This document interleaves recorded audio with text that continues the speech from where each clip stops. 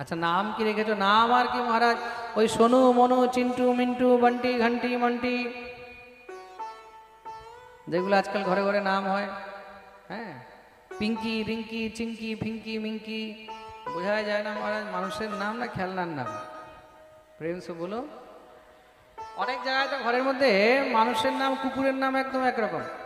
ঘরের মধ্যে ছেলের নাম টনি, কুকুরের নাম রনি। প্রেম সে বলো। এগুলোই তো চলছে। সাধুরা বলেন, আচ্ছা একটা কথা বলো অজামিল, আগে আর কোনো ইচ্ছা আছে? বলে আমার আজ 11 নম্বর পেটে আছে। ওরে বাপরে, একটা কাজ করবে? বলে তার নাম রেখো নারায়ণ। ঠিক আছে, রেখে দেবো। সাধুরা কৃপা করে গেলেন, বাচ্চার জন্ম হয়েছে, নাম রাখলেন নারায়ণ। বালো নারায়ণ নামনা পিত্রশ্চ দয়িত ভৃশম। কি নাম রাখলেন? যেই ঘরের মধ্যে ভুলেও কখনো নারায়ণ নাম হতো না, সেখানে এখন দিন রাত নারায়ণ নারায়ণ নারায়ণ নারায়ণ চলছে। দেখুন, সন্তানের নাম ভগবানের নামে কেন রাখা উচিত?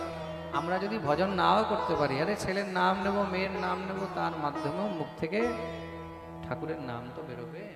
তার জন্য মেয়ের নাম কেন দুর্গা, রাধা, লক্ষ্মী, সরস্বতী এগুলো কেন রাখতে হয়? রুদ্রাণী, ব্রহ্মাণী, হ্যাঁ, কীর্তিদা, এগুলো কেন রাখতে হয়?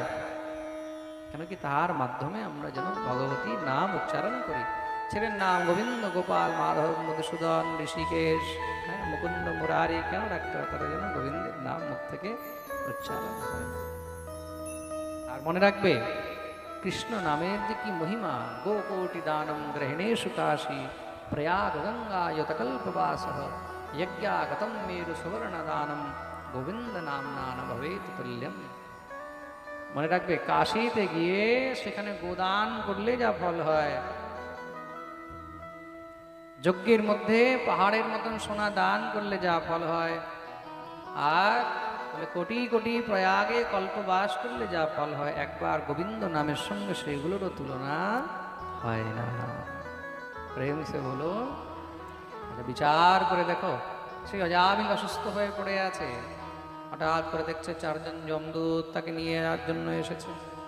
ভালো করে শিকল দিয়ে মহারাজ বাঁধতে লেগেছে। ভয়ে সঙ্গে সঙ্গে জোরে ডাক দিয়ে উঠেছে। সামনে বাচ্চা নারায়ণ খেলছিল, যখনই চেঁচিয়ে উঠেছে নারায়ণ বলতে প্রাণ বেরিয়ে গেল। সঙ্গে সঙ্গে ভগবান শ্রীহরির পার্শ্বদগণ দৌড়ে এসেছেন, যমদূতদের গায়ে ধাক্কা দিয়ে দিলেন, একে আর স্পর্শ করবে না। কেন? একে এখন আমরা নিয়ে যাব। কি বলছে? মহাপাপী দুরাচারী, এর স্থান একমাত্র নরক। কিমার্থম ধর্মপালস্য কিঙ্করান্ন নিষেধত। কি করে তুমি আমাদেরকে নিষেধ করছো? আমরা একে নিয়ে যাব। বলে এই অন্ত সময় আমাদের প্রভুর নাম নিয়েছে, যে অন্ত সময় হরিনাম নিয়ে দেহ ত্যাগ করে তাকে আর নরকে যেতে দেওয়া হয় না। তো মন দিয়ে শুনবে, নারায়ণ নাম হরিনামের কতটা মহিমা। ধর্মরাজের কাছে গেলেন, বলে তিনি বিচার করবে। ধর্মরাজ সব শুনে সঙ্গে সঙ্গে চিত্রগুপ্ত ইত্যাদিকে বললেন, দেখো হিসাব কিতাব। মহারাজ জীবনভর তো অনেক পাপ করেছে, কিন্তু অন্ত সময় হরিনাম নেওয়ার কারণে তার সমস্ত পাপ নাশ হয়ে গেছে। ওহো, মনে রাখবে আজ থেকে যে জীব অন্ত সময় হরিনাম নিয়ে দেহত্যাগ করবে, তাকে আর কখনোই নরকে আনিবে না। অজামিলের উদ্ধার হয়ে গেল।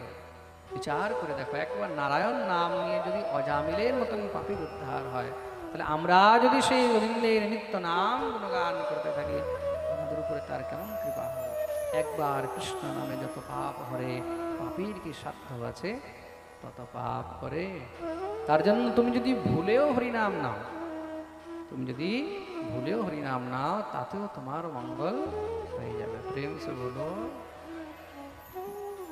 তার জন্য যত পারবে তত হরিনাম করো, কৃষ্ণ নাম করো। কেন কি এই কৃষ্ণ নামই কিন্তু আমাদের উদ্ধারের একমাত্র রাস্তা, দ্বিতীয় আর কোনো রাস্তা